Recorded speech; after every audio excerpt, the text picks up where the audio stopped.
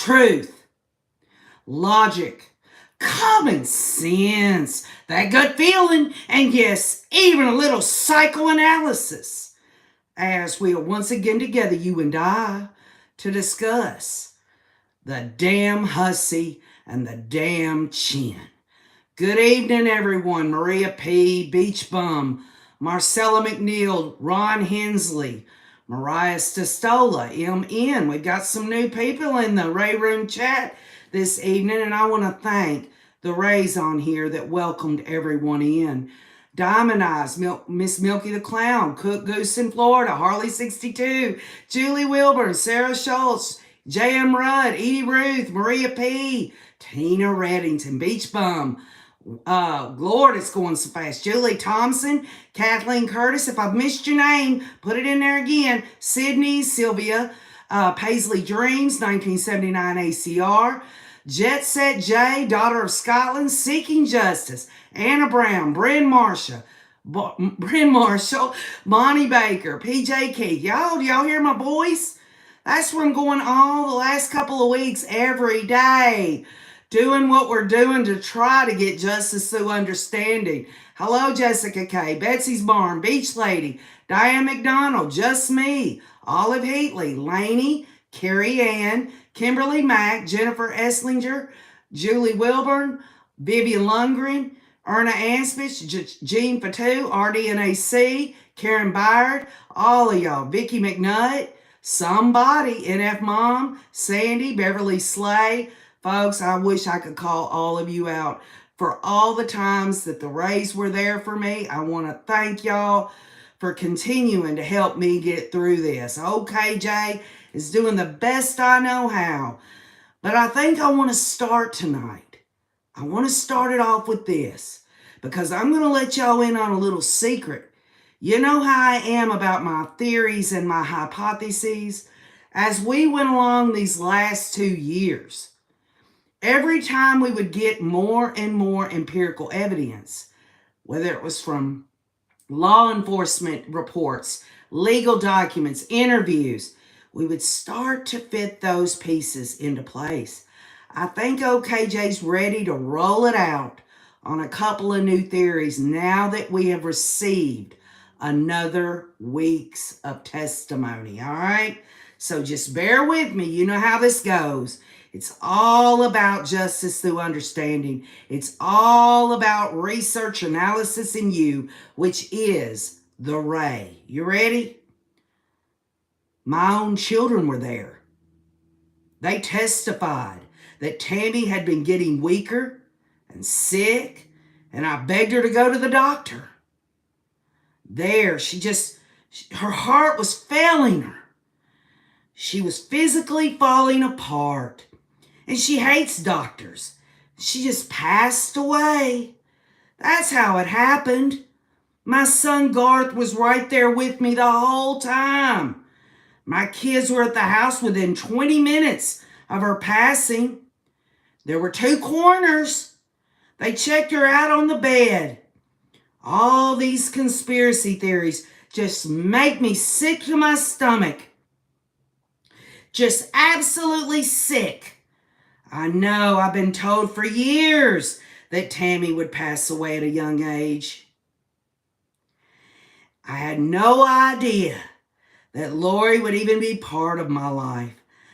I just knew that my life had 2 segments and that I know Tammy's on a special mission and she's with my kids. She's visited them. There's so much, Melanie. You just have to have faith. And this is not some sort of master plan. There's no way Lori and I could have ever come up with this. Chad Daybell says it wasn't a master plan. And yet this damn asshole wants his inner group of cult followers to believe that it's so damn divine that he be the leader of the 144,000, the Church of the Firstborn. Oh, it wasn't no master plan, was it, Chad? It was give me the money. Because I tell you something, Lori did her part. She got her little bit of moolah. Now it's your turn, Chatty. That's why. That's why you murdered your damn wife. And then, to top it all off, when he's saying all this, he says her heart was failing her. Well, who in the hell knows whether that's true or not? They didn't have a damn autopsy. I mean, let's get for real here. And this whole idea that his children are going to be his damn alibi and all this, y'all, we'll get to it. You know it's going to happen. He wants to lay that out in a secret recording with Melanie Gibb and Lori there. Lori is sitting right by him. Whether she's wrapped up in him on a couch or on a bed as they speak to Melanie Gibb, he is spouting this bullshit. All right? And the bottom line is if any of y'all can recall, his son Garth said this factually in an interview. My room was down the hall, and I heard a thump, said Garth.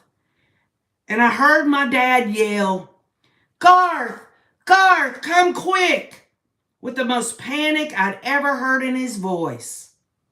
Garth Daybell said his mother was already dead, and they called 911. And I want y'all to remember, Rays, she was already dead, right? We'll get to it. My dad was just pacing back and forth, says Garth, just saying, why? How could this happen? Chad was pointing to the pictures of Tammy on the wall. She can't be dead. Like, how could this be? What do we do? How could this be?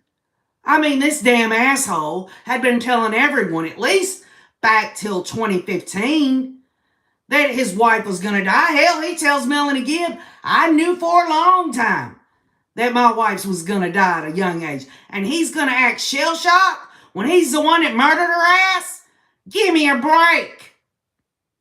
The Daybell children say when the coroner arrived that day, she told them it appeared their mother had died of natural causes. And we got that testimony on the stand this week from Brenda Dye. And I don't know why they put her up there. Well, I guess in some ways I do, because they've got to explain all that. But she's not confirming anything because she's already said initially that it was natural causes. And many of the Rays pointed this out in the comments. I keep up with every damn comment that's ever been put on this channel. The children who say their mother was in failing health, y'all, the children are saying that Tammy had failing health. Then you got people that just within days, this Miller girl, all these that went on the stand at the end of the week, saying she was doing Zumba.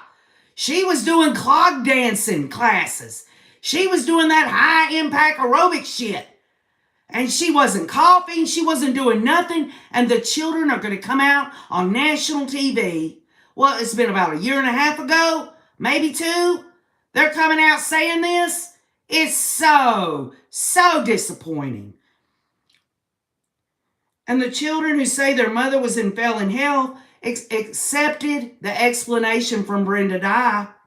And they say it was the children, not their father, who declined to have an autopsy performed. Did y'all hear that? Did any of y'all hear that in the testimony from anybody?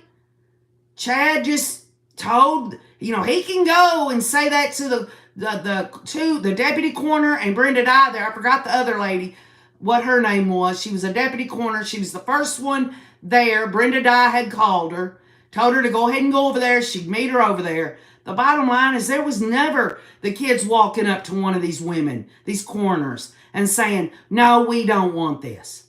But I guess you could write it off and say Chad got with them and left it in their hands, and then he went back after they made the decision. I guess that's something that doesn't per se is going to be proven. The narrative is that he was going, no, autopsy, says Emma, but he was standing there in complete shock, traumatized, letting us make the decision. Now, let's stop there. How is it that a grown man who's buried bodies in the ground, who believes all this crazy ass shit about Yeah, well, hell, he's telling Melanie Gibb she's already visited the kids and she's all right. She is so glad that Lori and I are together, basically. The bottom line is this is what Emma's saying. If he was trying to hide something, you wouldn't leave it you wouldn't leave like that, something like that, up to your kids. If he was trying to hide something.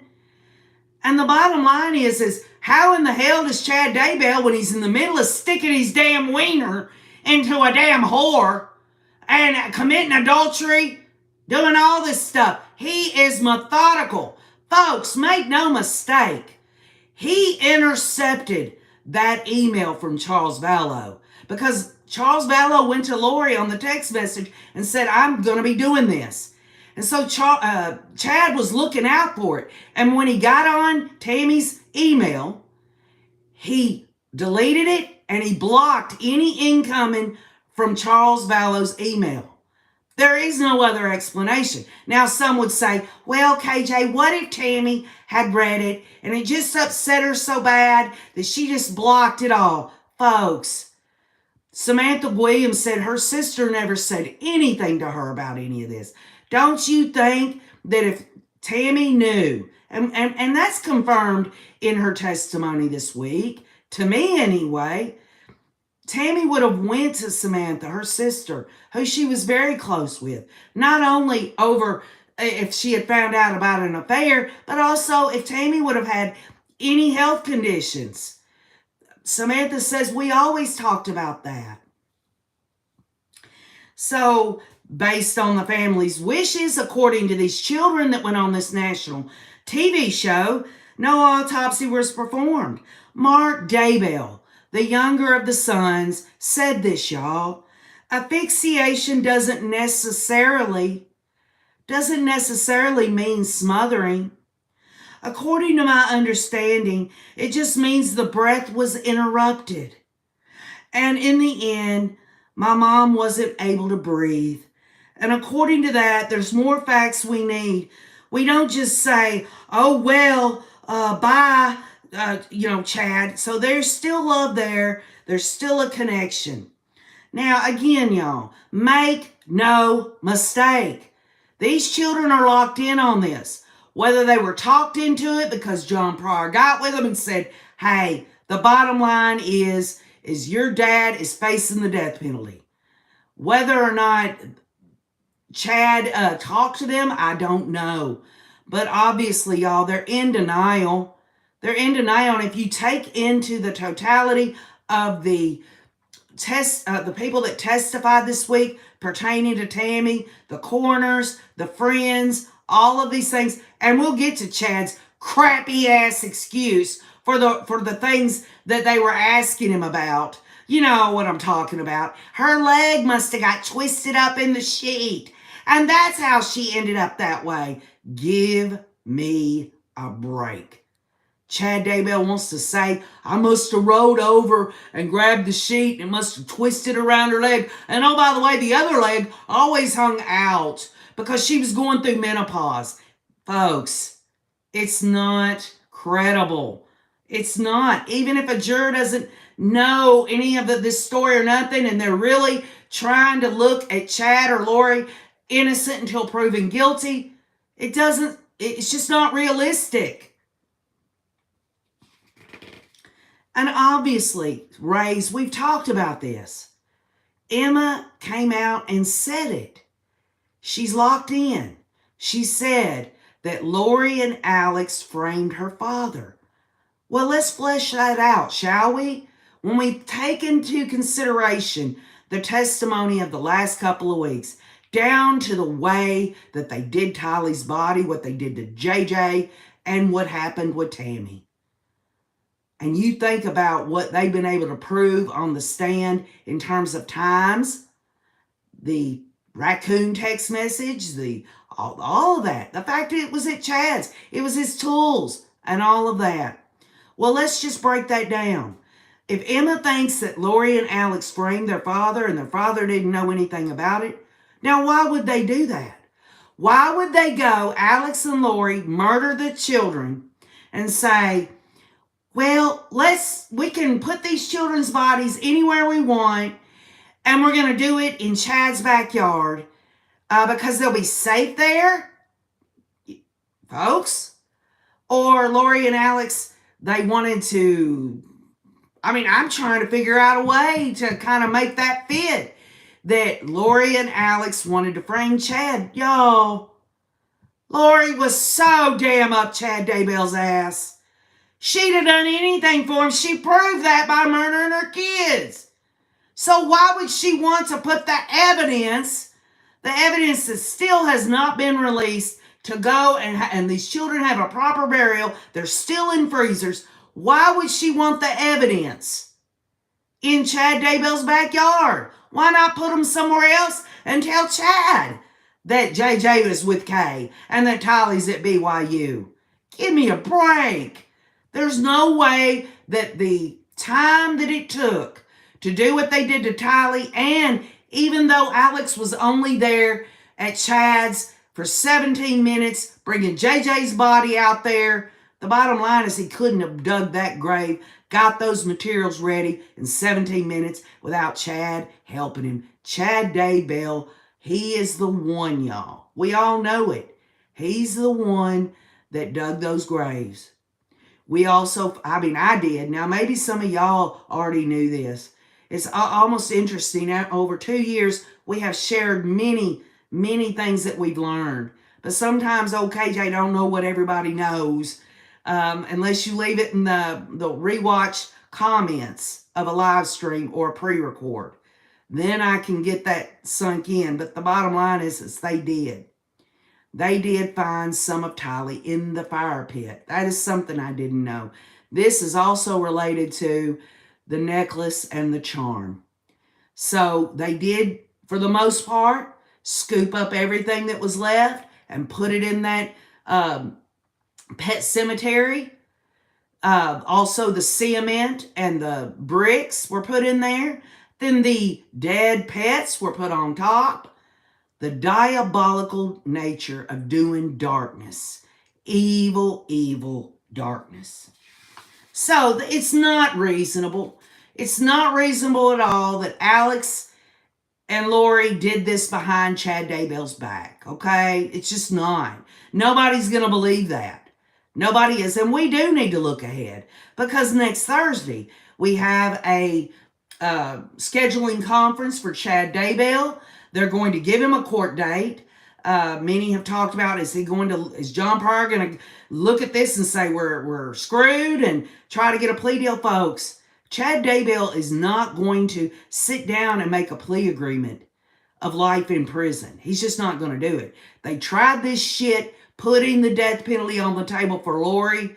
Well, Mark Means cut him off at the pass by sending her ass to the Idaho Department of Health and Welfare for 10 months. That blew that whole chip, that bargaining chip of the death penalty. We'll go over it again, or not again, but we'll go further into what we already know, and that is Rob Wood wanted, from the get-go, he wanted them to come and talk. He did not want to take this to trial, but the death penalty is something that they had to charge, and they damn well deserve the death penalty. But how about this, y'all? Inconsistent verdicts? Inconsistent verdicts on co-defendants in a conspiracy to commit murder case? Will Chad Daybell face the death penalty, or will they take it off the table for him? And I want to point this out as we are speaking of this. These are two things, one from the state and one from the defense, as it relates to Tammy Daybell. It is absolutely the questions that I hope that I can finally formulate. But Lindsay Blake shows a close-up photo of Tammy Daybell's face with pink, and I say spit, but it's sputum, but I say spit because I'm an old country girl, coming from her mouth. Chad described to Brenda Dye that Tammy's head and upper part of her body fell out of the bed. And Lindsay Blake asked this question, y'all. If she had actually fallen out of bed, would you expect to see the phone dripping somewhere else or a different direction? And Brenda Dye says yes. And this also goes back to if she fell out of bed and her head was on the ground and hit the floor and the stuff was coming out of her mouth, wouldn't it go back up this way? Or would it have fallen out onto the floor or something? But then again, when a juror is listening to Brenda Dye say, yes, that's a good point, Lindsay Blake, they also know that Brenda Dye said natural causes. Also, believe it or not, Archibald makes an excellent point. And Rays, you better hear me on this right now. Archie says bodies don't move if they are deceased. For her to fall off the bed, she would have been alive at that point. And then Archibald says, he asked if CPR had been performed on Tammy between 5:40 a.m. and 6 a.m. And Brenda Dye says, to my knowledge, it was not performed. And so the question is if you look at this story, and we're going to look at it a little bit more, but you would think that CPR would have at least been tried somehow, some way. I mean, what is Chad saying? She fell off the bed. Garth back there in his room heard a thump. He ran in right in that moment, and they're not going to, all they're going to do is put her back in the bed. They're not going to try to save her life. And they're going to say that when they came in, and Garth came in, that she was cold to the touch. Folks, Chad Daybell doesn't say anything like, well, I just woke up and there she was. She could have been laying there for hours. And then some of y'all said it only takes 2 hours for a body to be stiff and cold. And then we heard, I heard in the comments, an RN saying it takes up to 8 hours. So either way it goes, are we saying that if Chad was telling the truth, which we know he's not, are we saying that she was like that and he woke up and there she was, but yet right in that moment of her hitting the floor, Garth is running in because Chad's going, Garth, hurry, hurry, Garth. Give me a break, y'all. The timing doesn't line up. The story doesn't line up. Now, y'all know how off the deep end I got Friday because it just pissed me off that the state of Idaho did not put it on the death certificate, the updated cause of death and manner of death, okay? And we know that the cause of death was asphyxiation and the manner of death was homicide, right? But that was in Utah. And I wasn't thinking, because I'd been, dealing with allergies. I'd done this all week. I was very thankful y'all were on this journey with me to get justice through understanding. But y'all, they've got to have that Utah medical examiner come in and testify. So just because it's not been changed in Idaho does not mean that the jury will not hear that from the Utah medical examiner. And we can all take a deep breath about that. Because I thought, if this is it, I mean, I really wanted to know why they thought that. They thought JJ was had asphyxiation, and they gave a reason why. It was because of the plastic bag and the duct tape, which makes all the sense in the world. But John Thomas over here, that dumbass, is saying something about plastic fibers up the nose and all this crazy stuff that's not even really reality. The bottom line is that Utah medical examiner will come and testify.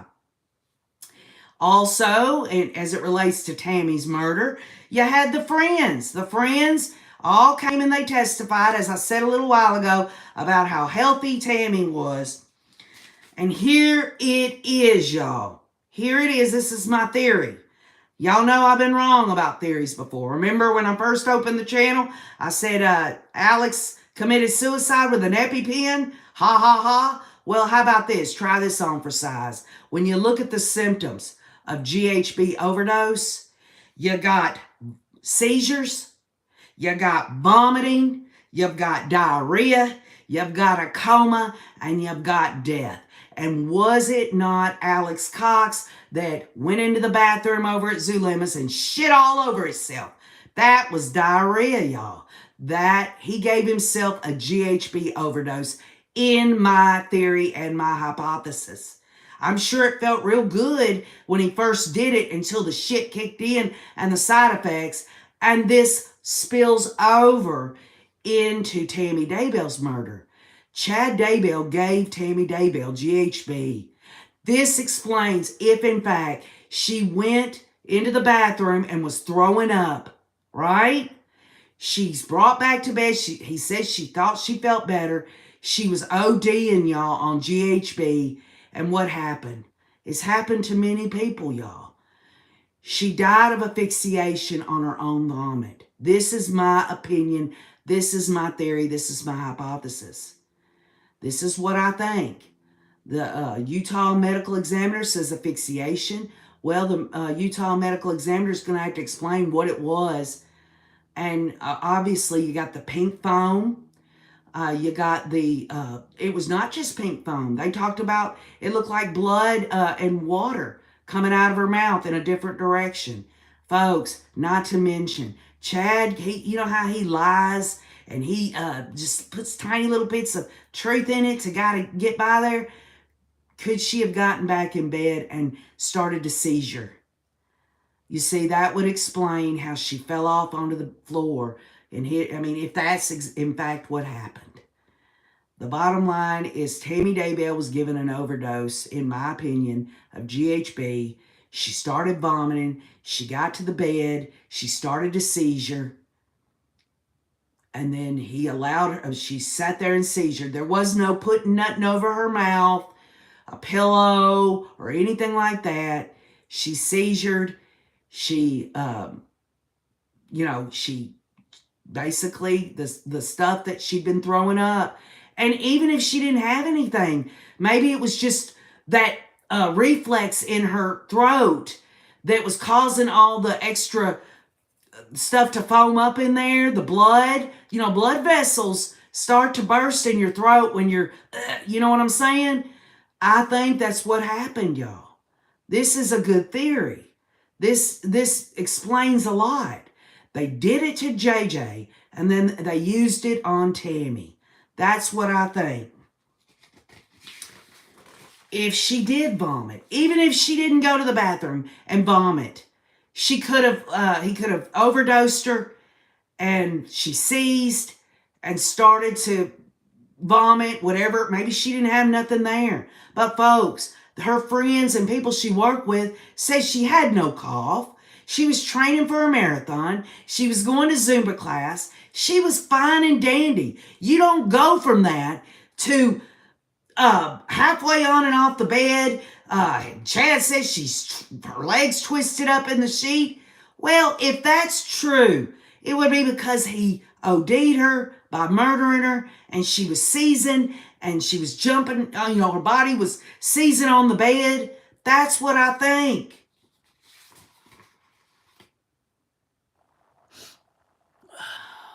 Why frost Spudleman asphyxiation? Air trapped in air sacs in the lungs, increasing carbon dioxide accumulation. Vessels in tracheal and bronchial linings bleed from pressure applied to the face or neck, says CSI, you know who you are, crowdsourced. So, I mean, what do y'all think? Yeah, I think this is really leaning toward this. Because, folks, there is nothing in that at all until this Utah medical examiner comes on the stand. If he or she, whoever it is, they're going to. Trust me, they're going to. If they say they found something like marks on her neck or something like that, or petechial, or something that would show that she was smothered out, then I'll change my theory. But until then, it looks as though, y'all, that she did. She was ODing on GHB or something, but I do believe it was GHB. That's what I think it was. We know that JJ's cause of death was asphyxiation due to the plastic bag and the duct tape, but they found GHB in his body. And yes, this could be wrote off that's naturally occurring, but folks, really, I mean, honestly, you look at these people and what they're capable of. And the fact that Alex was going down to Mexico and these people were dropping like flies. You got Joseph Ryan. You got all these people, some kind of heart condition. Alex Cox. Uh, and also, we know that what we've learned through all of this, we learned that Alex's thumb and palm print were on the black plastic bag, which, y'all, anything that they've got on Alex Cox, the way that the state has laid this out, and I'm sure there's going to be more testimony about this to kind of nail it down, even in closing arguments and even in the rebuttal case. The bottom line is Lori and Alex were joined at the hip. Alex would have never done this. He had nothing to gain. For even if it was Alex and Chad, he would have never turned on his sister Lori. And in fact, he would have been glad if Lori would have gotten mad at Chad. That because Alex didn't want to compete for his sister's attention. And he learned the hard way. As soon as Lori was let off by Chad's little bitty gherkin there to Hawaii, he's telling Zulema, after everything I've done for them, they don't even want to talk to me. So, I mean, it is what it is. But, just to kind of recap this about things that I have put in my notes. You got bruises on JJ's forearm. You got scratches, abrasions on the face. I think it was said that, perhaps he was trying to get the bag off his face, but I don't believe that because I believe they taped him up. They had a big ball of duct tape around his face. Other than to say that maybe that was before they did that, we don't know the order. But I'll tell you this much, whoever laid that blue blanket, that nice folded blue blanket on top of the duct tape that was on JJ, they had to have seen when they laid that blue blanket down, that's what was on it. It's called the Order of Concealment. Okay? So I believe Lori did that. I do. I'm still up in the air. There hasn't been a pinpointed date that's been established, and I'm pretty pissed at the state for not asking Melanie Gibb and David Warwick what day this was that you saw Chad take JJ upstairs and come back down with a scratch on his neck. I would have liked to have known that, but it was never testified to as far as I recall. Then we get to Tylee's cause of death, which we know was, of course, the manner of death for JJ was homicide. The cause of death for Tylee was unknown, but the manner of death was homicide. We know that it was just incredibly, it was incredibly disturbing and heartbreaking to hear what they found, and then to know that this tool expert wants to explain, the different tools that he feels like it could have been. And for this other woman who testified talking about this was not your classical dismemberment at the joints. We know there was DNA on the pickaxe of Tylee's, a partial DNA of Tylee on the tip of the tip axe, and a full DNA on Tylee on the actual handle. We also know that there was a lot of chopping and stabbing on the bones. And again, y'all, you have to take into consideration this was Chad Daybell's property, and Alex was there for 2.5 hours, and there ain't no damn way. I don't give a damn if Alex worked his ass off for 2.5 hours. There's no way to break down that body the way they did in 2.5 hours. There's no way it could have been done. So Chad Daybell, it was his tools, it was his yard, it was his fire pit, it was in the middle of the day, he was there.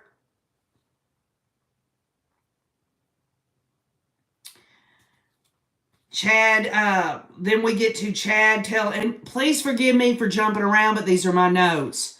And the Rays know that we've waited a long time for this. We're trying to add all this so that when the comments do come in the rewatch that I could go back and look for, or I read them here when I get done blabbing my mouth, then we can piece it together. Chad told Samantha that Lori through Samantha Williams' testimony was Lori was wealthy and had no kids. And I guarantee you, when Lori first met Chad Daybell, and he came that weekend that Charles Vallow wasn't there, and he walks into this great big house with the pool and all of that, she had him convinced that she was a wealthy woman. That's what he thought at first.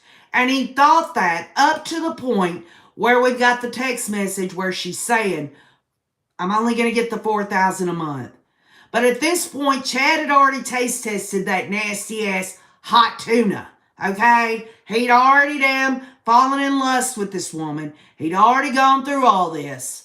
I believe he conspired with Alex and Lori to take out Charles Vallow for his $1 million life insurance. But Arizona, they're not going to charge him, so to hell with them. The bottom line is Lori's charged, and I'm so glad there's a backstop there for when this case is adjudicated in Idaho. So, the wealthy part, you got that. Chad wanted that. And then he told Samantha that Lori had no kids. And I'd like to see Chad explain that. I would like to know that. If Chad says Alex and Lori did this, is he going to say, well, Alex and Lori said they sent him off somewhere? Well, then why is your backyard? Why are you talking about the pet cemetery, Chad? All of this. I could go down a laundry list. Remember, Rays, we all know it. No matter how he comes at it, no matter how she comes at it, there's always something there that's not going to line up to their bullshit. You know it, and I know it.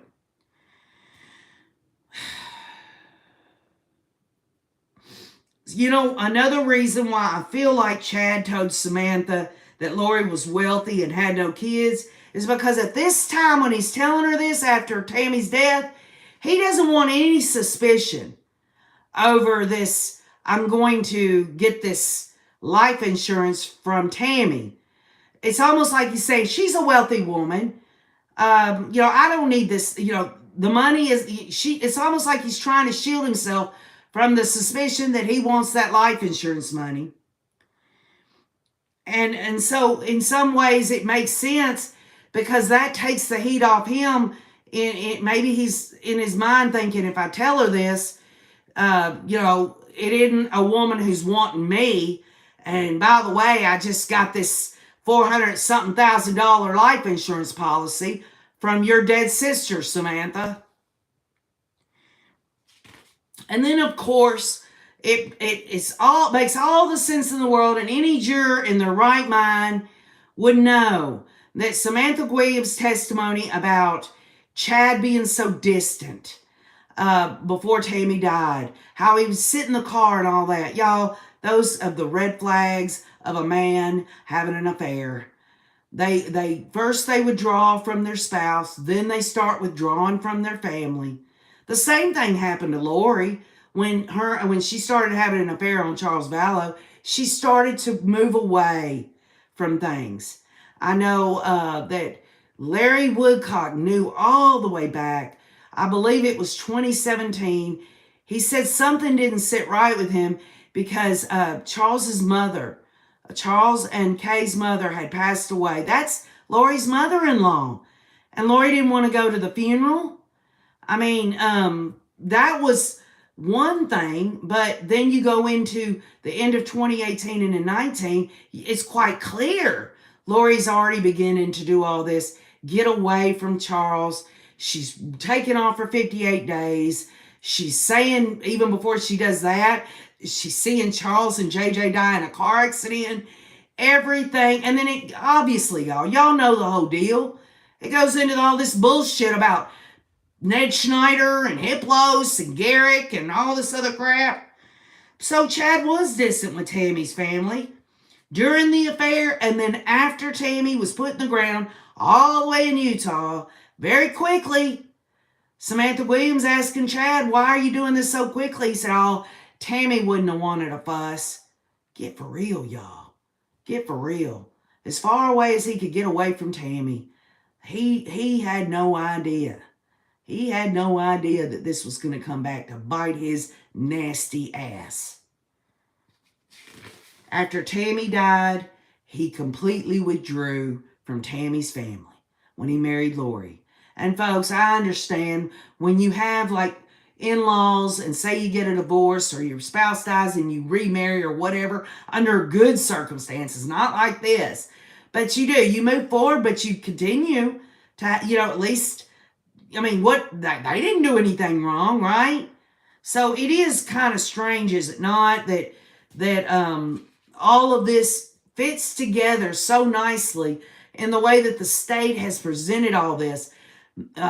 Everything is like either law enforcement and then they'll throw in a bomb of Kobe or Summer Shiflett, then Samantha Williams and so forth, Kay Woodcock, others, Brandon Boudreaux. They put it in the middle of all this empirical evidence that was gathered on the investigation of this triple murder of a case that we will never see again, y'all. The most high-profile case in my lifetime. And I'm so very humble and grateful that the Rays found me on this little channel. We're going to get justice through understanding.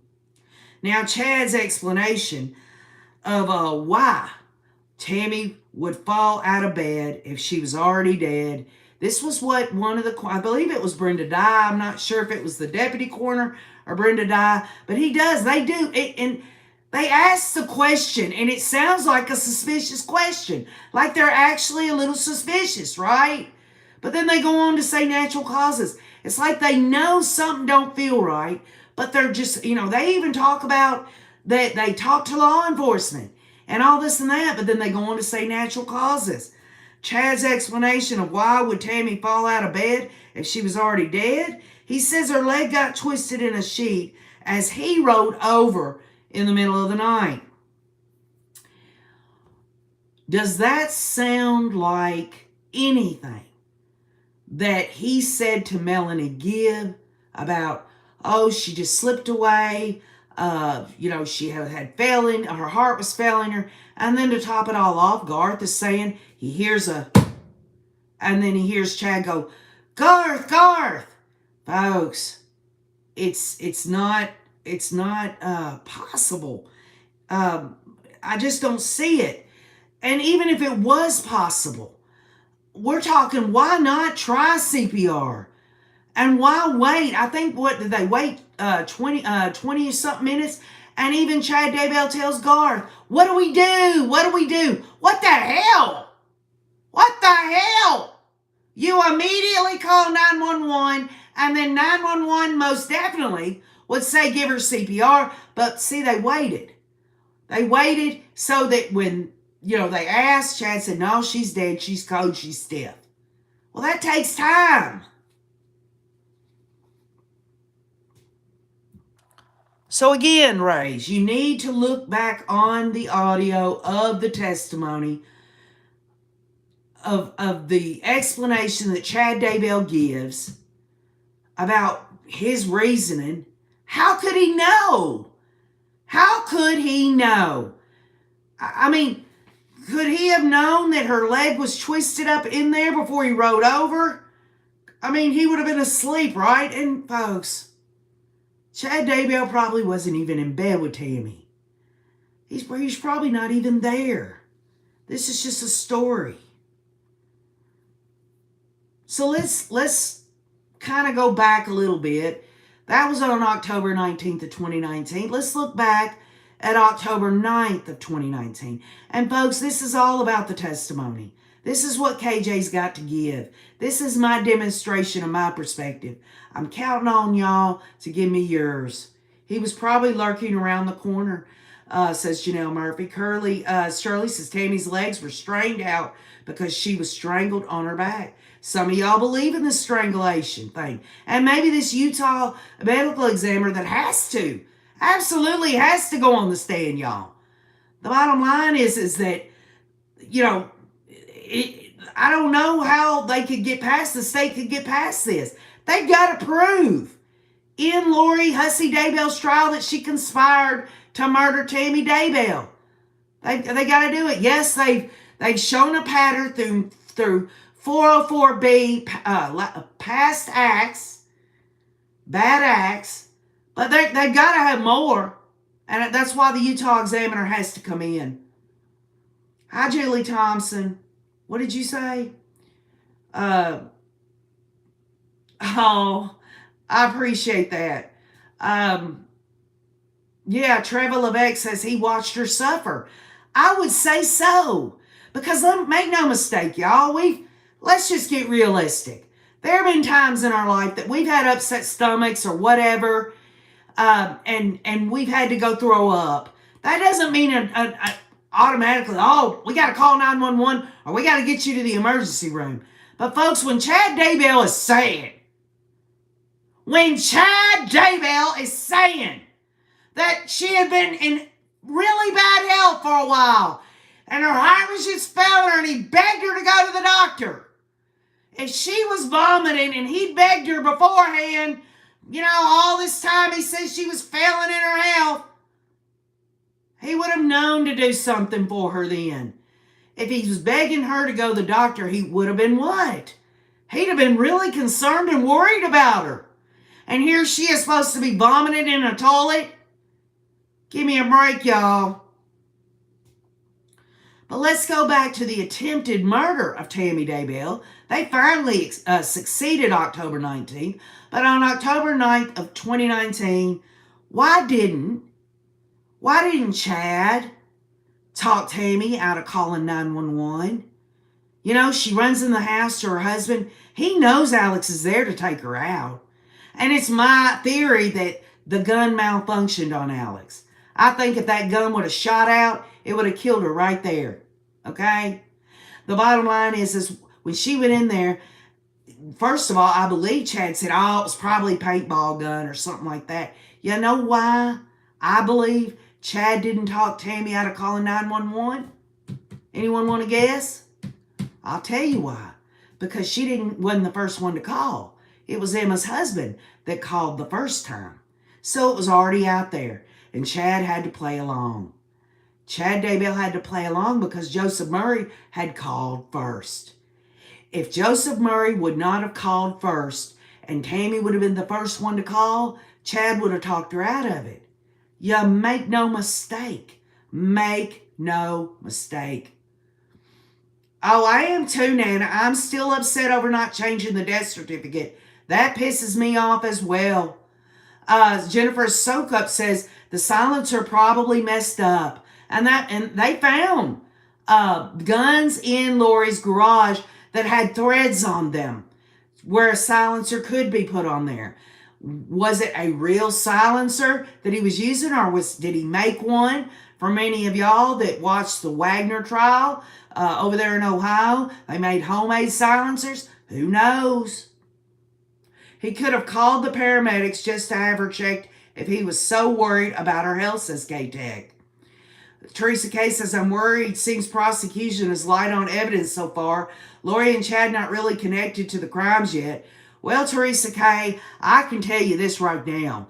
The prosecution has laid out plenty, in my view, showing the connection between Chad, Lori, and Alex. The conspiracy. 2 or more people, they planned this criminal activity, the murders, and then only one has to do an overt act in the furtherance of it. I think they've laid out plenty. If the trial ended today, I believe it. I do. Maybe I'm a little shaky on the Tammy Daybell thing, though, on conspiracy to commit murder with Lori, because she was not charged with first-degree murder. But the bottom line is that until they bring that Utah medical examiner on there to say why they felt like through the exhumation process that Tammy's cause of death was asphyxiation and the manner of death homicide, the jurors are not going to do anything further with it. Why would they? I don't think you or I could take that leap that Lori conspired to murder Tammy Daybell. Number one, she's in Hawaii. Number two, now they're telling you that in the state of Idaho, it's not even been changed on a death certificate yet. So maybe this is all about the state knowing that really all of this other stuff about Tammy Daybell and her exhumation stuff is stuff that's going to be rolled out at Chad Daybell's trial. And that they're really not too concerned about conspiracy to commit murder on Tammy with Lori because they've got her by the damn vagina. They got her by the vagina over the murder of her children. I mean, and they got her for the financial crimes right off the bat. There ain't no way a juror could see it any other way.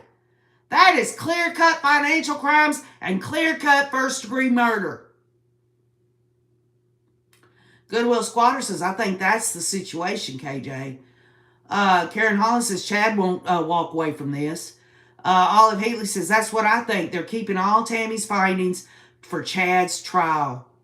DD, Chillin' 420, there ain't no law school people in here. We all study. We've all got different concentrations of things that we really are interested in. Some people on here are into forensics. Some people on here are into chasing the money. There are a lot of specialties of the Rays in here. And we have all worked our asses off through all of this. Again, some of this is theory and hypothesis.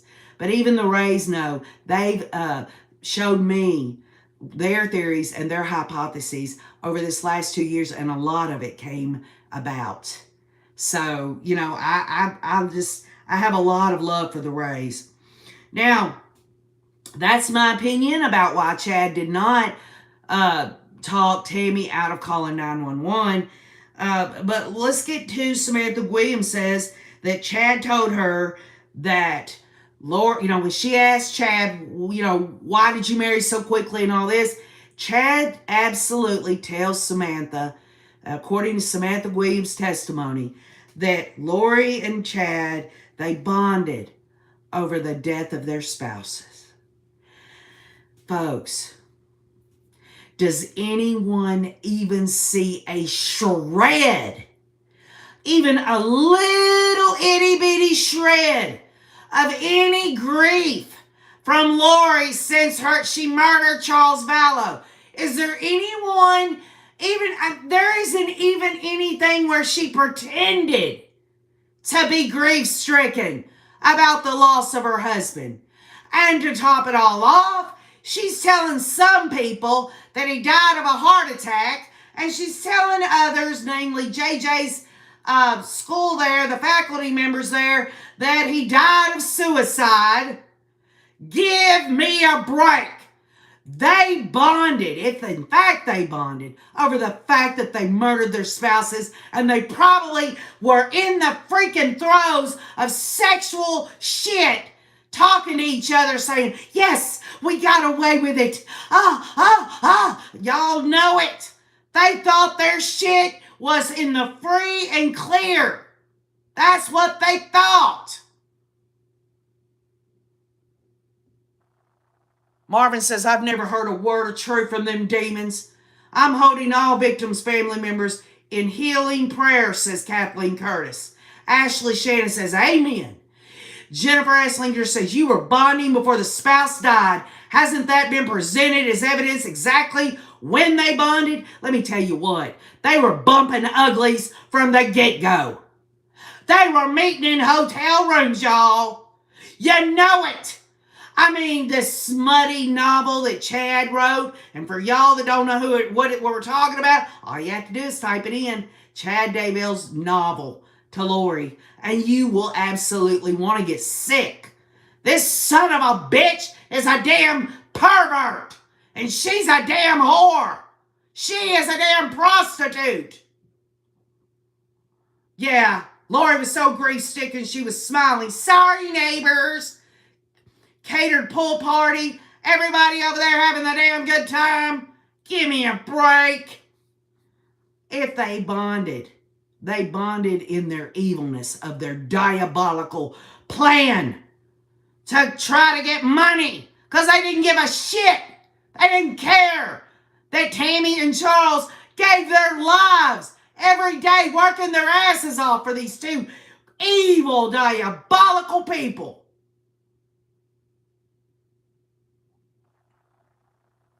Yeah, they bonded over loin fire. Well, I'll tell you one thing right now. Chad Daybell will never stick that nasty-ass gherkin in that damn big black hole again. He's going to have to figure out a way to get a loin fire in prison. Bubba might teach him a thing or two. Bend your ass over, Bubba says. That's what I say.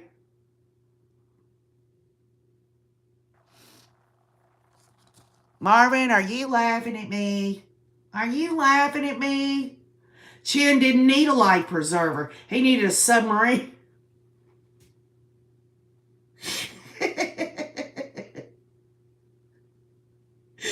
Oh my gosh. What is it, y'all? Chad got the full scuba gear. Well, now that I'm with Lori, I've got to go over here to the swim shop here. I've got to get 2 tanks full of oxygen. I've got to get the full mask, make sure that I get plenty of oxygen. Because when I dive into that nasty ass yeast infection, gonorrhea, black hole, I might not come out for a while. Sorry, Angie. We all live in a yellow submarine. A rubber suit too, says Trevor Levesque. Oh, Iffy Angel. It ain't going to be Big Bertha. It's going to be Jacinda. Jacinda's going to be the one. She's the one that rules Cell Block 4Z over there. Lori's going to walk in all high-stepping like a damn show horse. And Jacinda's going to take one look at her and say, looks like to me she's going to learn a thing or two about being submissive. Hazmat suits. Right, Kathy? Oh, hey, Kathy. Love you, Mama Bear. He needs lube now. Oh, illegally blonde. Let me tell you something. When I think of KY Jelly, I think of Zulema and Alex. That's what I think of. Slip sliding around. Oh, yeah. They use that GHB. Chad, Lori, Alex, Zulema, Melanie Gibb, David Warwick, Melanie Pulowski, and Ian. They probably thought it was it's a special god and goddess little, it's an all-natural thing, and you take it, and it starts to make your body feel, like it's more alive as a god or goddess. Really, folks, it's all about being horny. These people couldn't even get themselves horny. They had to take something or kill people or commit financial crimes to get excitement, to get a woody, to get wet, whatever you want to call it. You know it, I know it. So this whole bullshit about Chad and Lori bonded over their spouse's death, yeah, right. All right. Lori bounces off of Chad's belly. Well, I'll tell you, Curly Shirley, Chad looks like he's, I don't know. Do y'all think he's gained a little weight since he's sitting in jail? We don't know really about Lori. We can't see nothing but sketches. The bottom line is the last time I seen Chad, he looked like, he's really learning how to walk with those shackles on his feet. He looks like his ass is puckered. Yes, KJ looked, because you see how he walks. He's probably having to dang really hide that, conceal it, because the other inmates in there in the jail, in passing, because I'm sure Chad's being protected right now, but when he goes to prison, oh, it's fair game. Okay, so we've had a little fun with it, y'all. It's a way to filter through things. But OKJ wants to talk to y'all about, from a legal perspective, because we've had a lot of comments about what could these jurors be seeing, how is the state laying out their case, how's the defense doing? Has anyone got even a little grip on here about how the defense is going to go about this? Because remember, y'all, we thought, well, at Lori's trial, it'll be Chad and Alex, or Alex. In Chad's trial, it'll be Lori and Alex. You see, this is their reason why they're not guilty. The bottom line is I needed help, because y'all know I took pre-law in college, but I have no profession at all. I just dabble in it. So I started looking for updated stuff that I could read y'all that might set your mind at ease, or it may not. But these are from legal experts that veers into what they see, and specifically defense attorneys. A lot of times, a defense attorney has a good grip on things. This piece was written by Pilar Melendez, who had interviewed some attorneys over this case so far. And you don't have to, I mean, you can hear me talk this and everything, and you can say, well, I don't really sign on to that, or I do or I don't.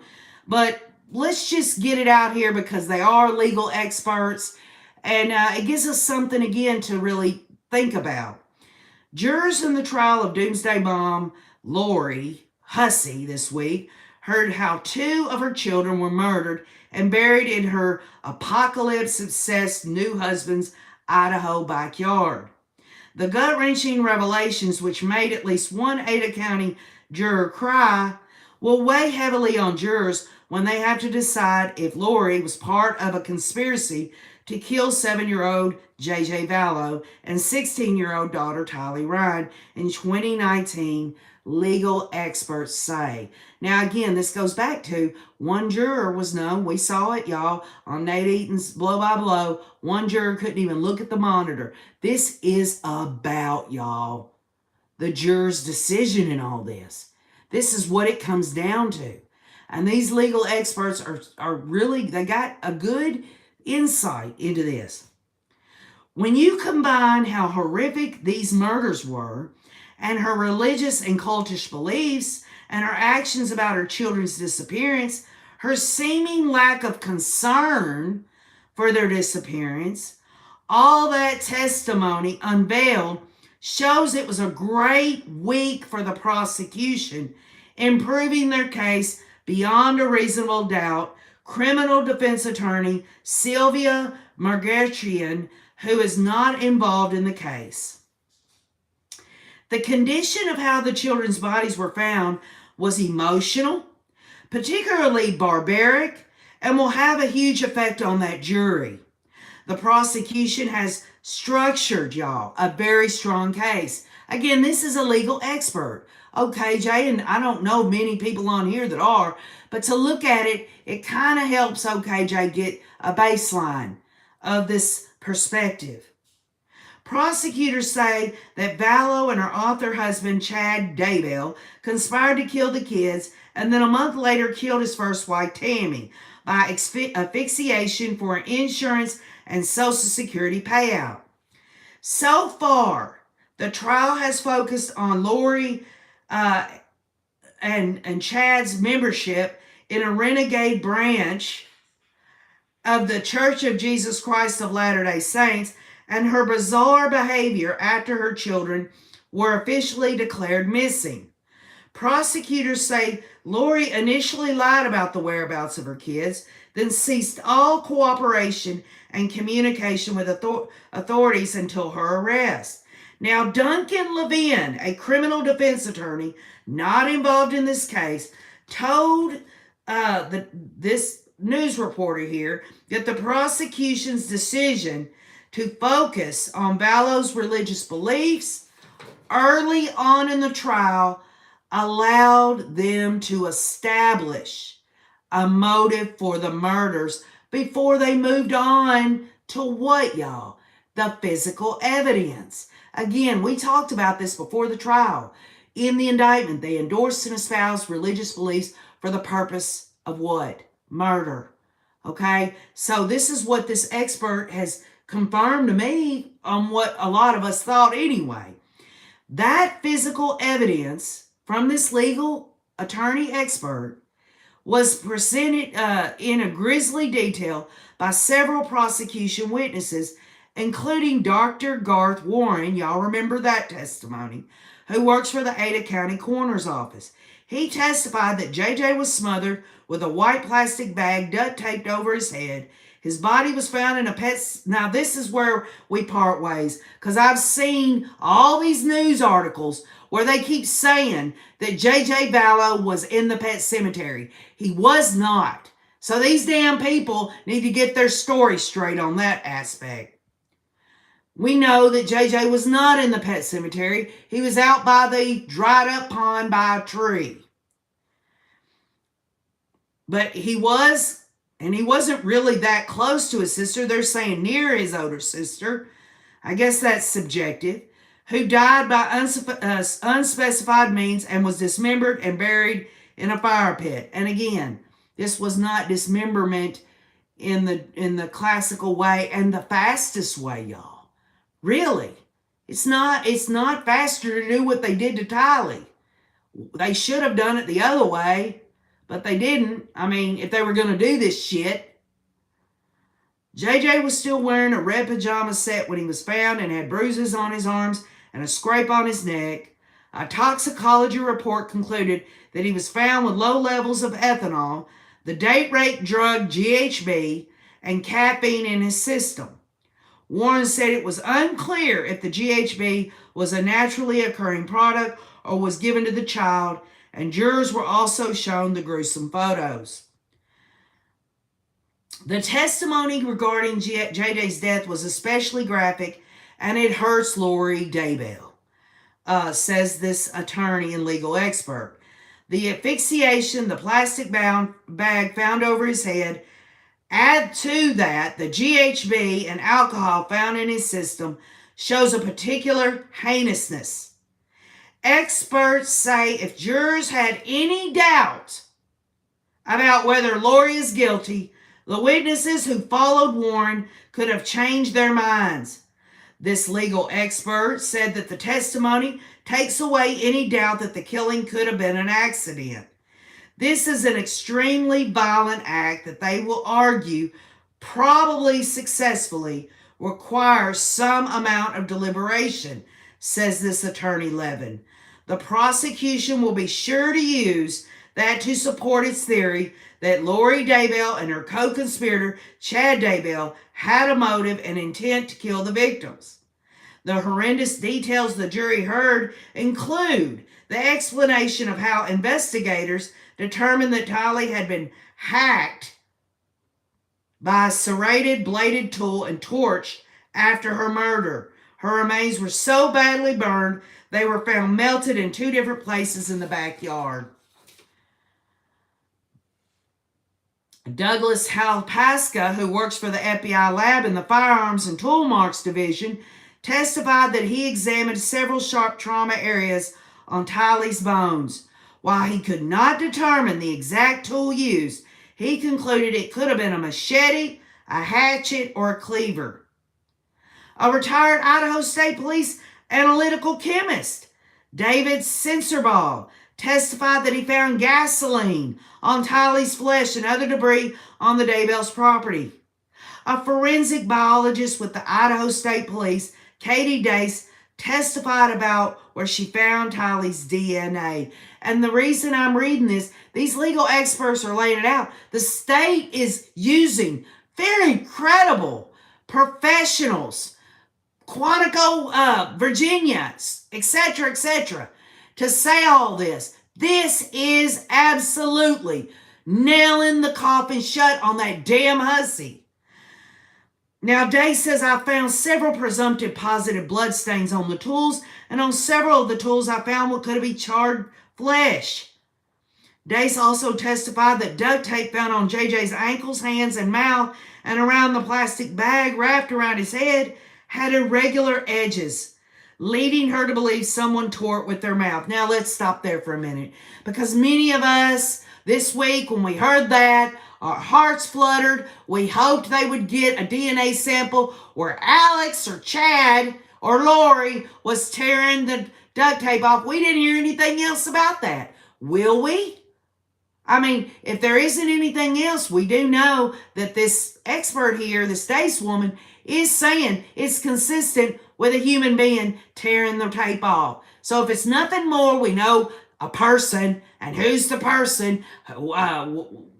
Common sense from a juror there. Experts predicted the defense. Now, this is what the experts predict, y'all. And I've cross-checked this with other articles where they included legal experts to make sure that it all kind of lined up to some degree. But experts predicted that the defense will argue that the details of the death do not necessarily implicate Lori Daybell. One way they'll certainly try to do this is by arguing that Lori was coerced or manipulated by Chad Daybell and that he was the true mastermind behind the murders. Okay, and y'all, we've already seen this. We've seen it so far. It's come out. Even Summer, Lori's sister, even though that was a damning jail phone call, I mean damning, far more damning than Summer saying to the defense attorney there, yes, my sister changed when she got with Chad. Let me tell you something. I'm going to make this very clear to anyone and everyone. I don't give a rat's ass if anybody gets with somebody and they change. The bottom line is you don't murder your kids. I don't give a damn. I don't give a damn if Lori changed when she was with Chad. The bottom line is, if that was really true, yes, Lori did change when she got with Chad because she was bloodthirsty to murder her freaking family. And Chad was there egging it on with her. It's called conspiracy to commit murder. So yes, there was a change. Before, it was all about, let's get the demons out. Let's hope they die in car accidents. Lori's saying Charles is going to die of a car accident. Chad's saying Tammy's going to die in a car accident. Viola's knocking on the door. Garrick is the most strongest and most evilest demon in Charles.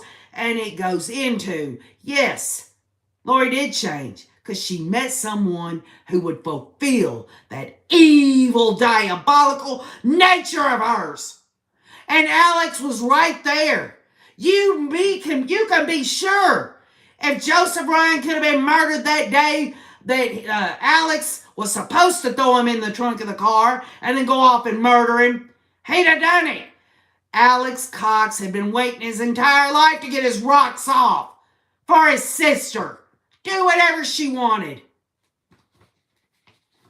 Alex, Chad, and Lori had absolutely not 1 ounce of compassion, conscience, anything good at all to do what they did. It's one thing to murder somebody and then maybe dump their body off somewhere where no one can find it. But they hacked and they stabbed and they burnt Tylee all up, desecrating her. They did that to JJ, and I can't wait till Lori and Chad go to prison, and I hope somebody beats them to death. I hope they do whatever they can do in prison to make Lori and Chad, even for a second, know that they're fixing to die. Because I'm telling you now, when they go to prison, there's a possibility that they could get murdered in prison. But my hope is that they don't get murdered in prison. My hope is that they get tortured the rest of their days until they get brought out in a pine box. That's what my hope is. It still wouldn't be. It still wouldn't be as bad as what they did to Charles, JJ, Tylee, and Tammy.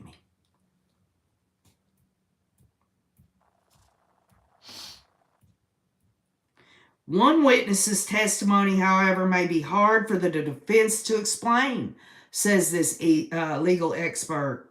Tara Martinez, a forensic scientist with the Idaho State Police, testified that she found a fingerprint on a piece of plastic with JJ's remains that matched Lori's brother Alex.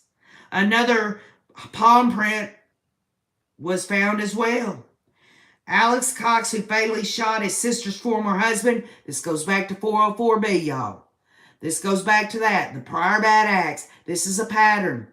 Lori got Alex to do this. Alex wasn't going to benefit, per se, if Lori would have gotten that $1 million.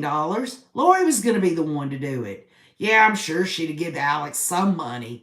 But you know how Lori is. She can't even... she's got to have all that money for herself, really. And for her king, for their leadership of the Firstborn Church, the $144,000. But no, These people are not smart enough to be masterminds. Like Chad tells Melanie Gibb, there's no way. There's no way Lori and I could have done this. Well, there's no way we would have masterminded this.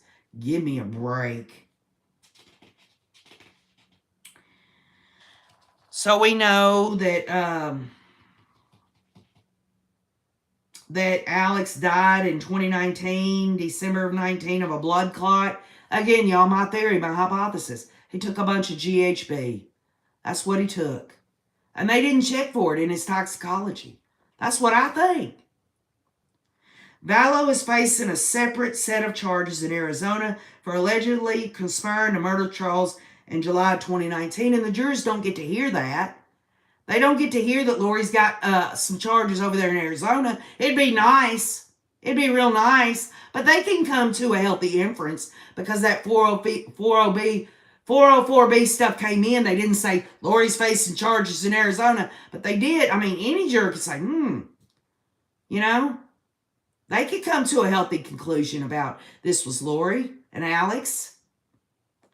Former federal prosecutor Nima Rahami said the defense, this is a federal prosecutor now. We've been talking about defense experts. Here we are with a prosecutor here, or a former one, said the defense is sure to try to blame Chad or Alex for the killings, but jurors weighing Lori's fate may not be able to look past the ghastliness of the evidence.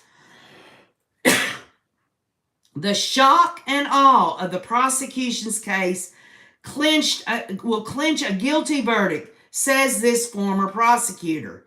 The jurors won't be able to look past JJ's asphyxiation or Tylee's dismemberment, adding Lori's bizarre behavior when her children were missing and her own family members' disbelief in her innocence. We are well on our way, says this former prosecutor. We're well on our way to a guilty verdict. And so those are legal experts, y'all.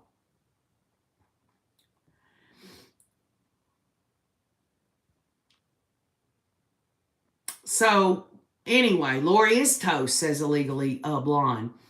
And Alex was certainly evil, but I believe he was used and then discarded, says THX. I can agree with that. Alex would have never... You think Alex was going to take orders from Chad behind Lori's back? I don't think so. He would have... What he would have done, the way that it was with him, the way he had this unnaturalness with his sister, her protector and all, he would have went back to Lori and said, Lori, I don't feel right about this. Chad wants me to murder the kids. What do you think, Lori? And then if Lori didn't want the kids murdered, she would have said, well, damn, let's get out of here, Alex. You see? But if Alex went to Lori, say Alex did. Maybe Chad did go to Alex and say, we need to do this for your sister. We've got this mission to do, Alex. And then Alex went back to Lori. Lori could have said, obviously, exactly what we see laid out. Go ahead. Go ahead, Alex. You and Chad just do it. I can't be part of it, though. It's y'all are the men. Y'all, Chad's got the priesthood thing. He can see beyond the veil. And Alex, you know, you're my protector. Just make sure that I'm not implicated in any of this. I will never to the end of any of this. In my entire life, will I forget all of this? When Lori tells Summer, I had to move forward in my life. I had to be happy. I mean, I didn't want to be alone. You know, that tells you right there in that statement out of her own mouth that the jurors heard. There's no other way to take that, y'all. No other way. Marvin says Chad gave Alex a blessing. Sick. And Marvin, guess what? I've said this before. The Rays remember what we've talked about over the last 2 years. When we heard that, when Chad was giving Alex that blessing on the recording, and he was crying, and maybe perhaps Alex was, maybe Lori was too.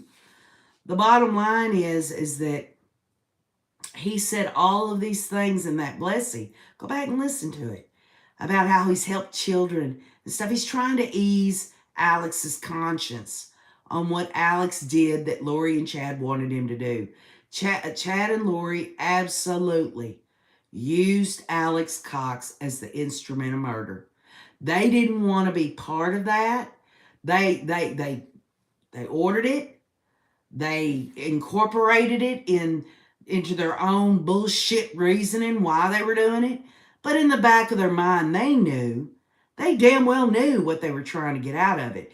Chad was on board, really, because he, if in fact this was just one time that Chad took JJ upstairs and came back with a scratch on his neck, and this wasn't when he was actually murdered, and nothing was really done at that time. Maybe Chad took him up there by himself to show Lori, because he was still around, that he could maybe try to handle JJ and help Lori with JJ, because they didn't have Tylee the babysitter anymore.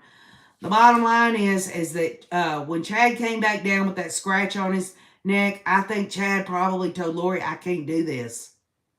I can't do this. Tylee is already gone. She's been released, Lori. It's JJ's turn now. Again, the big questions that the Rays have had and that I've had, one of them is, why not take them both out at the same time? Why different times and different ways? Because ultimately, y'all, they say the reasons that they did this, according to other cult members' testimony, was because they were zombies or had demon possession in them. Both of them had the same kind of situation going. And they had it going on. And now I know Melanie Gibbs says, well, JJ wasn't really dark until close to when he was murdered. But make no mistake, y'all. Make no mistake, I don't believe a damn thing about these people not talking about Tylee and JJ in these castings. I believe for sure that before she even made it to Rexburg, that they were already saying that Tylee and JJ had demons in them. And the reason that Melanie Gibb and David Warwick don't bring that out, because that makes them look like freaking damn nasty-ass evil people themselves. They watered down their testimony, and the state was okay with that. And I'll tell you something. It is a damn disgrace. It's a damn disgrace. She had to get rid of Tylee first because she protected JJ and would have ran to the cops, says Seeking Justice. I agree with that. They betrayed themselves like that anyway, says Janelle Murphy. And I appreciate all the Rays on here being so kind and welcoming to other people that's showing up here. I'm so glad that everyone's decided to get together on this. Kids were becoming a burden in her loose ways. I'd say so, Olive. I would say so. Jessica Kay says, I think it was played the day of Zulima's testimony. I'm pretty sure you can type in Daybell Blessing and you're answering THX, but thank y'all for being so helpful with each other as well. And if Alex's fingerprints aren't on the handle of the pickaxe, but Chad's are, wouldn't that kind of implicate Chad? Angela Pendleton, the bottom line is Chad's knee-deep in shit. There is no way that a juror could say that Alex just came onto Chad's property. Chad had no clue. Had no clue at all. It's just... This is what... I mean, if you really want to... I'm going to nail this down once and for all. Lori wanted her speedy trial, y'all. She wanted her speedy trial, and many of us think there's many reasons why she did. But she wanted her speedy trial. It's here now. She didn't want to sit down with the state, who probably offered her life in prison.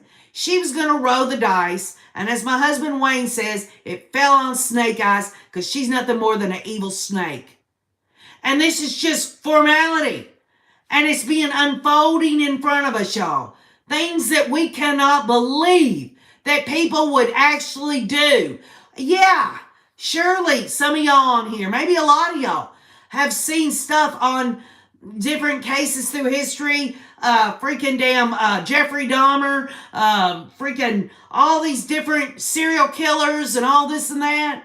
But folks, the way they did this, and to use this bullshit cult beliefs, I don't think it was religion. It was cult bullshit.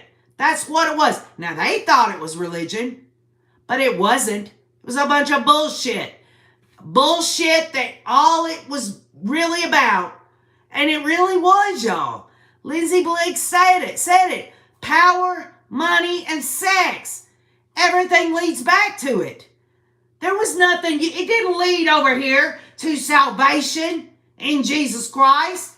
It didn't lead over here to the end of the world. It didn't lead over there to doomsday. It didn't lead over here. That was the Church of the Firstborn.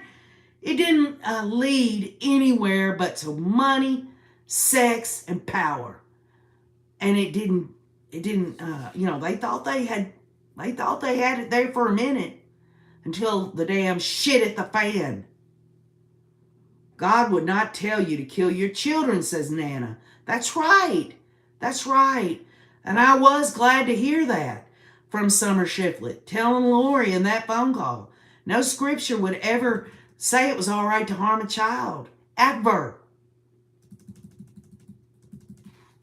So, listen, folks, I felt very strongly this week to try to get with the Rays. I probably shouldn't have done that. I should have just stuck with the blow by blow, but we were filling air. And this was important to me, and I feel like I did it too fast, and I'm started to talk about it and everything, but I knew, and I absolutely know, and y'all know how I am. Y'all know my MO. This is important to me, and so I'm going to read the rest of it. I'm not going to go back to the beginning, because you can go back this week at the beginning of it. This says a lot to me, y'all. I wouldn't bother with it. This was when Rob Wood met with Summer Shiflett, because it tells us how they saw this case coming together. This tells how the state is going to operate in all of this, how they got to the point of Lori having her trial now, how this will affect, y'all, Chad Daybell's trial. This was when Rob Wood met with Summer Shiflett, and then the Garrett attorney, the slimy Garrett attorney, was recording. This is word for word. So Summer says, it's weird to be on the prosecution and defense's side at the same time because I love everybody. And y'all, when she did go on the stand, she did say a lot of damning things when the state examined her, but when the defense cross-examined her, she also echoed what the defense is trying to do, i.e. what some of these legal experts seem to think, and that is Lori changed. Ultimately, the jurors have got to know it don't matter who the hell you're with. That doesn't justify murdering anybody. I don't give a damn who it is. But anyway, so she does. She does do something for Lori when the defense cross-examines her by saying, Lori was a good mother and Lori did change. Folks, she's on both sides. Summer is. This explains also, maybe this is habitual, but when Summer came in the courtroom the day that she was going to testify, many of the Rays pointed it out. If she's really against Lori, then why is she smiling at Lori and Lori's smiling back at her? Because Summer loves her sister, y'all. Summer loves her sister, but she knows that her sister's going down. Just as Janice said in that Netflix thing, which was told to me because I've never watched it, that Lori's going to probably going to spend the rest of her life in prison. So Summer does tell him this, and this is before they even set a trial date. They're getting Summer there along with, I believe it was Zulema. The same day they were going to go in with law enforcement for interviews. And Rob Wood says, well, it's a system. I did defense work for almost 5 years, and I actually really enjoyed it. I thought it was kind of fun. And then the attorney Garrett says, I like defending. And Rob Wood says, and you gave me that perspective right away. Just because someone's committed a crime doesn't mean they're a horrible person. And I believe the reason that Rob Wood, and I believe some of the Rays educated me because, I can't see everything. They said they were trying to set Summer at ease. She's already come out, told Rob Wood, I'm for both sides. He's trying to get her loosened up because he knows she's going in for an interview. So he has to say this. He don't want Summer to think that Lori's this horrible person, which we all know she is, and Rob Wood knows it too. Summer says, so I'm so torn with all of it, such a conflicting feeling, that this person's been good her whole life and then has made this error in judgment and got sucked into the vortex of this man. There's the narrative again, y'all. This is the narrative. This is the narrative that the defense is going with, y'all.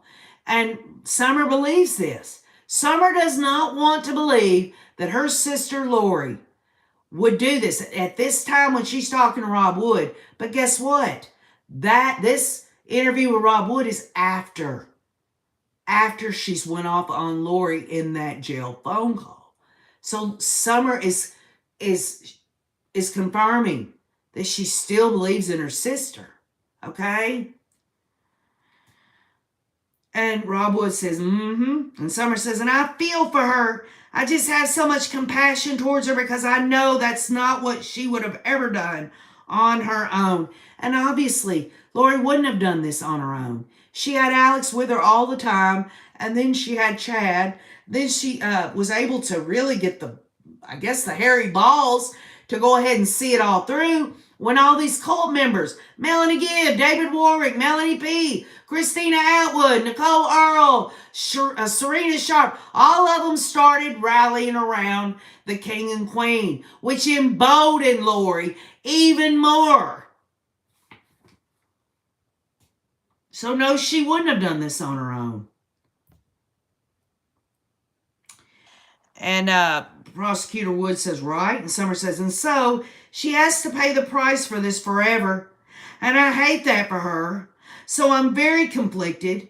But I was going to ask you on the concealment part, or conspiracy to commit murder. What's the weight of that in terms of judgment? Is that a death penalty kind of thing? And this was when they had, remember, Rays? They had alteration, destruction, and concealment of evidence. This was before the murder indictment.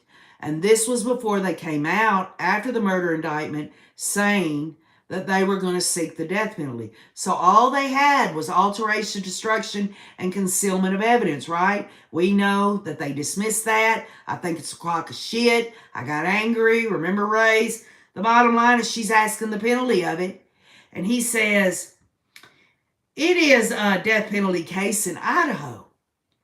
And Summer says, are you planning to ask that for them, or do you not want to do that? And Rob Wood says, we sure hope we don't.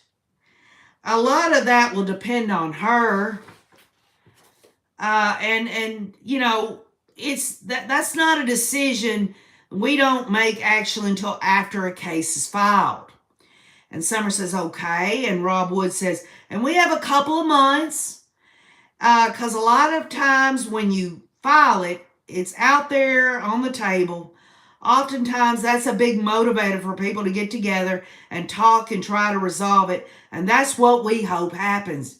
That's what he's confirming this to her. I have no desire, he says, to do the death penalty case on her. Plus, once you do that, it's endless appeals. So their whole motivation the whole time, y'all, before they even got to the murder indictment, where the grand jury met and indicted her, then they went on to say, we're going to make this a death penalty case.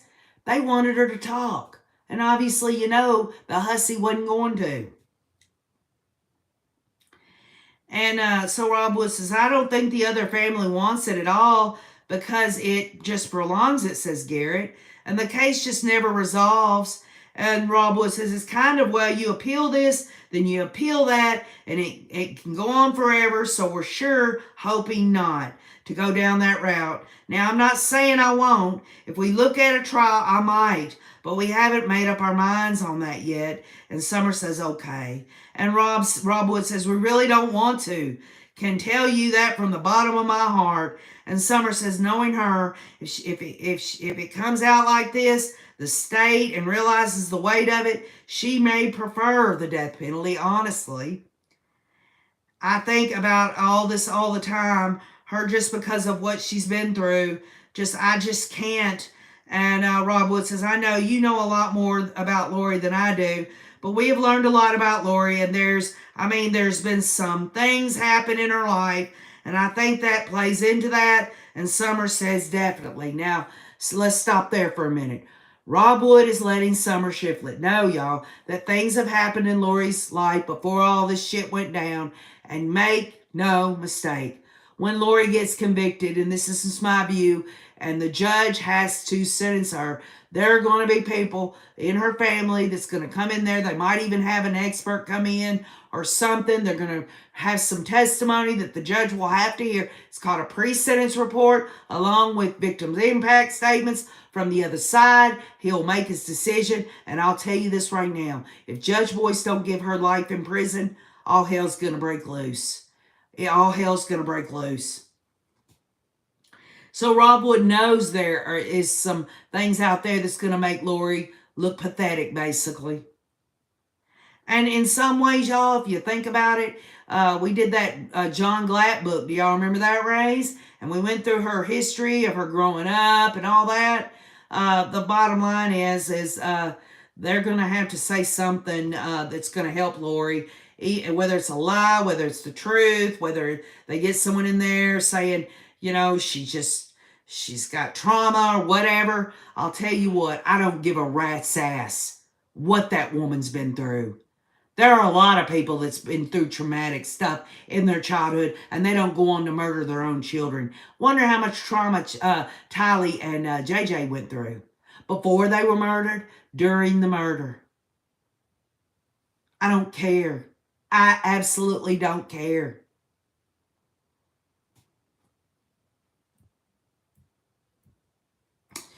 So Rob Wood says, but like I said, I talk of having a one way a little bit, but I want you to know that I have no desire to. And Summer says, yeah, I think you see it for what it is. And Rob Wood says, yeah, it's not a, and then Summer says, I don't know how you could have, with interviewing everybody. And Rob Wood says, well, I'll tell you. I was there in Hawaii when then the order to produce the children was served. And I was there when they served the search warrants for when the news showed up, which I was super annoyed by that. I never wanted, it just blows everything up at that moment when we saw them, because your sister can put on a brave face. And he's walking very lightly with Summer. If he would have been honest with Summer, he would have said, because your sister can be very cold-blooded looking. You know? But he says a brave face. And Summer says, oh, yeah. And Rob Wood says, we were like, oh, does this guy know what he's gotten himself into? And this is when Rob Wood is letting Summer Shiflett know. At that point, he thought that Lori was the one that was doing all this, and that Chad got suckered in with Lori. Rob Wood is confirming this with Summer. And Rob Wood says, we were like, oh, does this guy know what he's gotten into? And then because she was very stoic, but very like, I'm not going to say a word. And Chad was like, he was about to pee his pants, because he's actually a wimpy person. And Summer says, yeah. And Rob Wood says, he's wimpy. And Summer says, yeah. And Rob Wood says, he's great if he has someone else to do something for him. But he himself is a wimpy person. And at the time they were like this, it's all her. Like, how is she manipulating this guy? But then once we dug into it, that was the beginning. As we're like starting to get the facts, we get more facts like, oh, again, I'm not going to pull punches if I have to go to trial, but these ideas came from Chad. These ideas came from Chad, says Rob Wood to Summer Shiflett, before the murder indictment, before them filing for the death penalty. These ideas came from Chad. That's what Rob Wood, and he's saying this because their theory, but they're starting to bring in the evidence. And this is what it's looking like. And Rod Wood says, and she has some different views on theology and standard LDS by that point, but we really he knew how to manipulate that and turn it into something even more. And Summer said his influence was there before she met him. And Rod Wood says, yeah, she was reading his books. And Summer Shiflett says, wasn't just his books. So it was like Julie Rowe podcast. And Rod Wood said, oh yeah. And Summer says he gave Julie Rowe a lot of her ideas. And so when she would listen to Julie Rowe, she was getting to Chad's ideas too by listening to hers. And Rod Wood says, yeah, Julie Rowe, she's interesting. And Summer says, I've heard some of her podcasts when she started talking about herself in the third person all the time. I'm like, uh-huh. And Rod Wood says, yeah, I've listened to her podcast as well. It's interesting stuff. Wonder why Rod Wood ain't saying it's freaking crazy. Why is he listening? Why is Rod Wood listening to Julie Rowe's podcast? Is he trying to figure out, what's going on here with Chad and Lori and Alex? Rod Wood says, well, let you get going and we can start on this another time. And Summer says, well, I was going to see if you guys wanted some wristbands to take back with you. These are wristbands I had made up for Tylee and JJ. And of course, y'all know at the end of that, Rod Wood said he'd be glad to take those. He'd give them out. The bottom line is that Summer Shiflett was giving out Tylee and JJ, Justice for JJ and Tylee, wristbands at this time. So it's a mixed bag.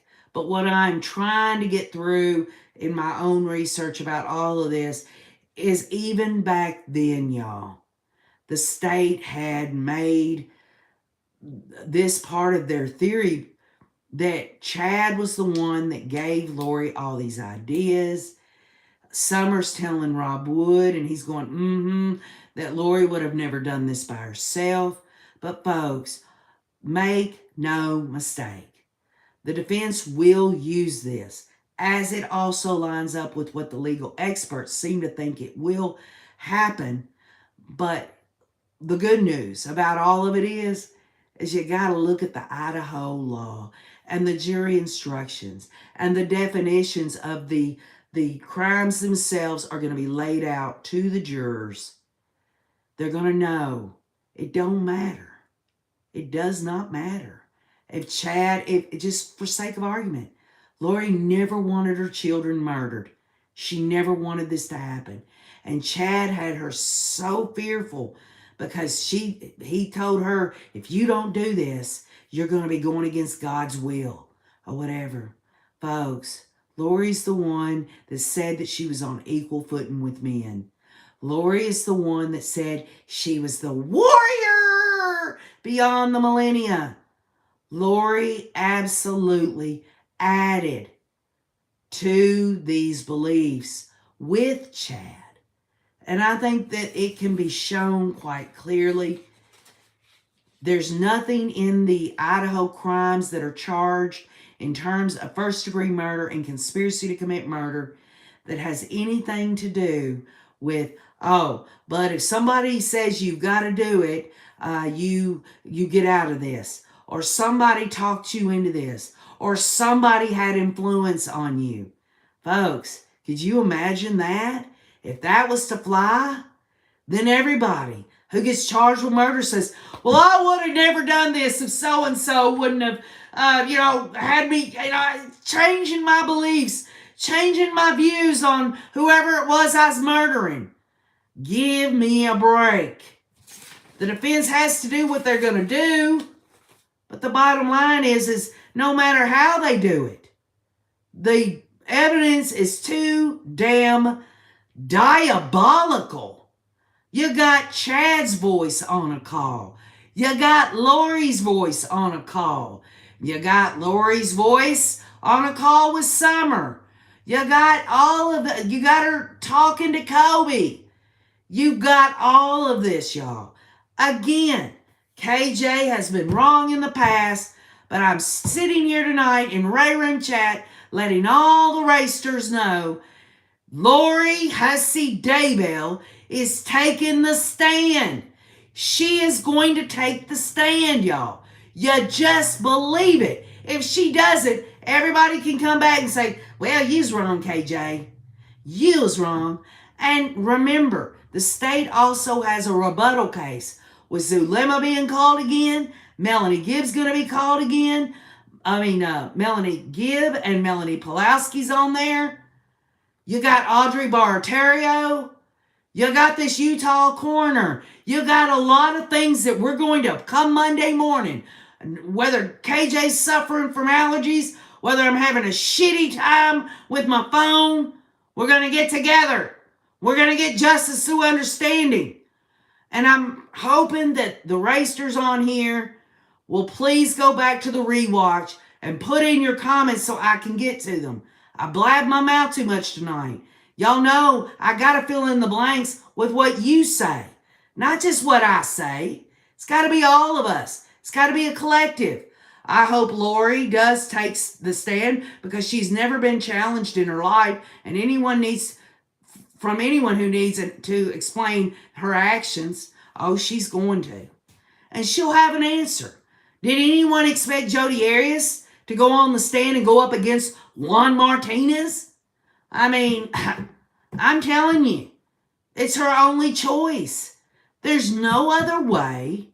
If the defense can hit the jurors a little bit here and there, like they've been doing with, hey, Summer Shiflett, did Lori change when she got with Chad? And Summer says yes. Well, you take that testimony and you line it up with all that diabolical shit, it's nothing. It's nothing. They're all liars, says Mohawk Mom. And correct, Mohawk Mom. If Lori goes on the stand, do we really want to believe a damn word comes out of her mouth? If Chad Daybell goes on the stand in his trial, do we believe a damn word he says? And yes, y'all, I have been wishy-washy on these cult members. Some of it I do believe, some of it I don't. Because you know what? The most evil people take a little bit of truth and mix it in with lies. That's how they operate. That's their MO. That's right, Lori Wallace. Lori 100% talked about it for years before meeting Chad. She already was fertile with all this. She was just waiting, y'all. She was just waiting for that, what some call, what Melanie Gibb talks about, the perfect storm or whatever the hell it was. She was waiting for that like-minded person, that evil person, that one demon in Chad meeting another demon that's possessing Lori. And those demons know each other.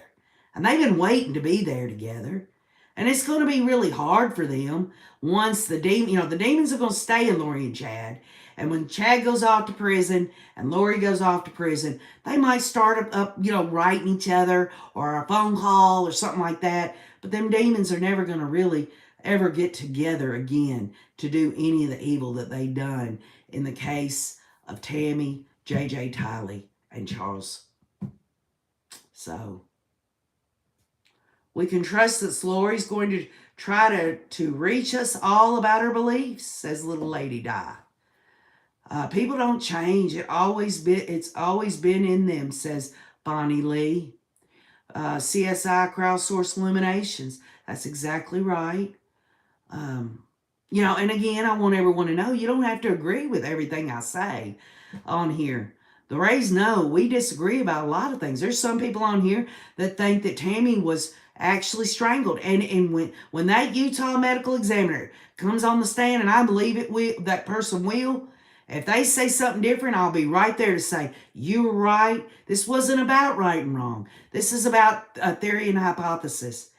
And really trying to get to the root of justice through understanding, whatever that means to the individual, the only you that you're ever going to be. That's what it's about. There's research and analysis, and then there's you. And I'm a you too. We're all together in this. Now listen, I want to say this before I close. I want to thank the Rays for being patient about me having to do all this during the week, but I'm doing it for you because I know that you've been researching and doing all this with me for all this time, and this is not something I'm very good at, and we are going blow by blow with Nate. Hoping Justin comes back soon, and hopefully, y'all, by the time Lori's convicted and they'll put cameras in the courthouse, maybe when they uh, they give the verdict. But what I'm saying, Rays, is I really appreciate everything you've done to help me in all of this. The times that I've asked y'all to keep an eye on the chat, I don't have moderators, but I have a lot of loving, warm people who help me through all this, either ignoring it, blocking it, or reporting it, and through the week and all that, all those hours every day that we're doing this. Y'all have stepped up and been my strength. And I love you so much, Rays. I love you and I thank you for all your time because you could be doing anything you want to do. And just, I feel like we're family and we're friends. And I just thank y'all for accepting me because I accept you for exactly who you are. So with that said, Janelle Murphy, Karen Holland, Laney, THX, RDNAC, Olive, Kelly Cantrell, Illegally Blonde, all of the DD, Chillin' 420, all of y'all. I love y'all very much. Marvin, Debbie Bukes, Kathleen Curtis, Sugar Magnolia. And listen up, Sugar Butt Starburst's husband was in a car accident yesterday. I saw that. And I want all of us to be thinking of her husband for a quick recovery, that everything will go well. We love you, Kathy. You know I love you. If you ever need me, you know I'm a text away if you need anything. I love all of y'all. Carrie Ann. Oh, by the way, everyone, Carrie Ann gets this painting right here when the Ray Room comes down. Carrie Ann, I haven't forgotten about you, honey. And there'll be others. You wait and see. Hope Grace, Maria P., Kristen 09, Paula, Lori Wallace, Karen Holland, all of y'all. Y'all mean the world to me. See you Monday morning. Y'all put your thinking caps on for Monday. More testimony in that stupid damn Hussey's trial. She's going down. We will get justice for these victims. We will get justice through understanding. Much love.